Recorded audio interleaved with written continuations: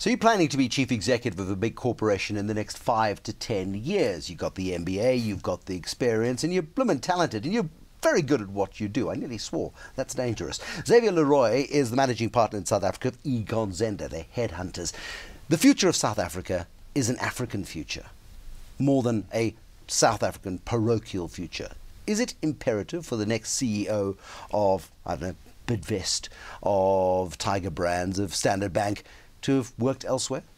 Yes, I have to answer immediately yes. If you look at the proportion of African sales in large South African companies, I'm not talking about the small and medium-sized companies, it's about 10–15% today. Growth is there. So if you're talented, if you're ambitious, and if you want to contribute to the growth of your organization and be visible at the top levels of the organization, you will have to go to Africa. Nigeria, Kenya, your neighbors, Angola, Mozambique are booming. This is where the growth is. This is where you have to be visible. But don't stay there. Now, and why not stay there? Because again, one would think you entrench yourself in local markets. You might go Luanda, Lagos, and go to Liberia too. Why not all the else? You may go to all of those markets. What is a sensible period of time then to be out of the head office and out of sight before you become out of mind? Well, first of all, never be out of sight. So ideally, pick a market that is visible for the board, visible for the executive committee. So let's pick Nigeria, for example. Go there, spend 3–4 years there, and why not stay too long? First of all, never stay out of sight. So keep the line with the executive committee. Second, stay long enough to have an impact, stay long enough to have a result and be able to talk about it. And 3, stay long enough to groom successes, because Nigeria, just like South Africa, needs to have strong leaders. And they look up to South Africa, to England, to France, the US and India as providers of leaders and good examples. So be a good example for your Nigerian colleagues, groom them and come back. Okay, when you come back, how then do you leverage that experience? Because it's all well and good to have been out of the head office where people have been climbing that particular corporate ladder and stabbing each other in the back on the way up and all of that sort of normal, traditional office kind of stuff. Suddenly, old Clever Clogs, who's grown Nigeria 30% a year for the last 5 years, is back in the head office and is looking a little over-ambitious. That's quite dangerous because you don't understand the shark pool that you've come back to, do you? Correct, but your point is about over-ambitious. You should be calm, you should be self-confident, and you should be spending time to build partnerships with your peers, not try to outroot them, replace them, and stab them. Ambition should always be measured.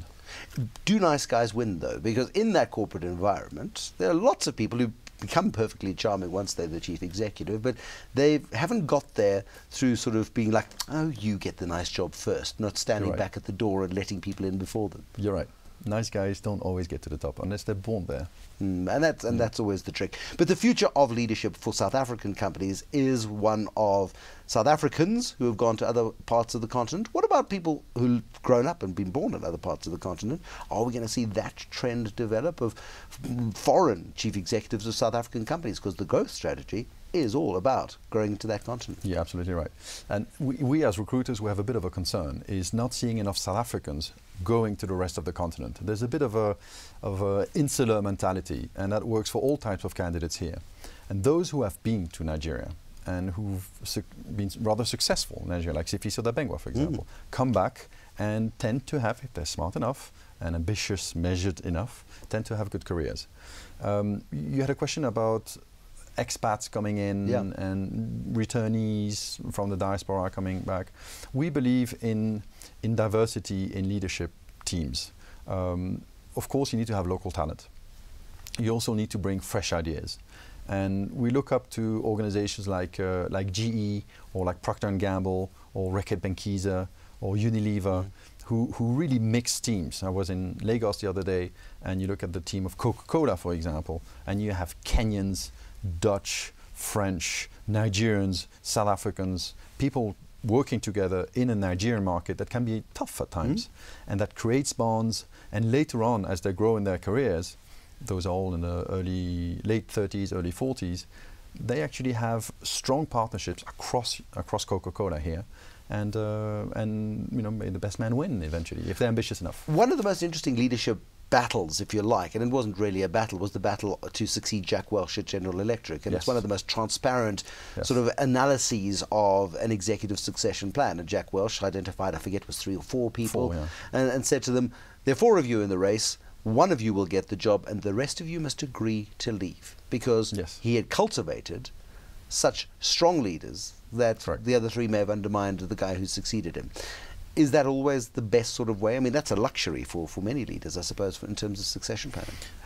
Yes, it's the best way. Grooming internal talents. It's a discipline, and GE is actually a great company for that. They invest significantly in terms of the corporate culture, but also in terms of the system and the processes to groom leaders and provide feedback on a regular basis to make sure they have this gravitas and this emotional intelligence and the leadership skills are required to lead GE.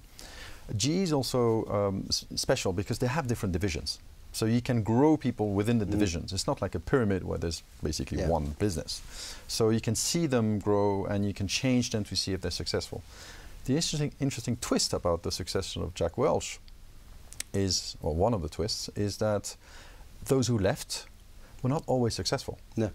So that's an interesting part. But they grew up in a particular culture, and suddenly Correct. you take a fish out of water, Correct. And it struggles. But if South Africa and the African continent is in the midst of a, I don't want to call it a leadership crisis, but in terms of a leadership shortage, why are you here in a place where there just aren't enough big fish? Well, that's a good question. First of all, we're here in Johannesburg for Africa.